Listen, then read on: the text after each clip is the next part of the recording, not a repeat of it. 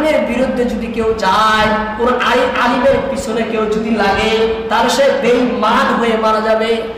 তার সারা জীবন সে ঈমান অবস্থায় থাকছে, কিন্তু আলিমের বিরুদ্ধে, আলিমের বিরোধিতা, আলিমের পিছনে ছিল, তার মরণ হবে বেঈমান অবস্থায়, ঈমান হারাসে মারা যাবে। দলিলের ঢের আপনাদের সামনে পেশ করতে পারবো, আপনারাও তো শুনেছেন।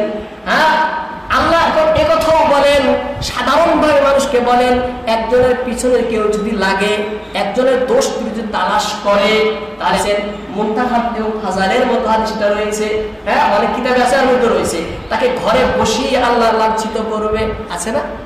শোনেন না আপনারা তালিমের মধ্যে? হ্যাঁ, ঘরে বসায় তাকে আল্লাহ কি করবেন? লাঞ্ছিত করবেন। যে ব্যক্তি কোন বান্দার দোষ গোপন করবে, নবী বলেন আল্লাহ তাআলা তার দোষ গোপন করবে। ইসলামও তো দিয়েছেন যে মানুষের দোষ কি করো? গোপন করো। আমরা কি করি? যে দোষটা হয় নাই খুঁজে খুঁজে বের করি, খুঁজে খুঁজে সেই দোষটা বের করি।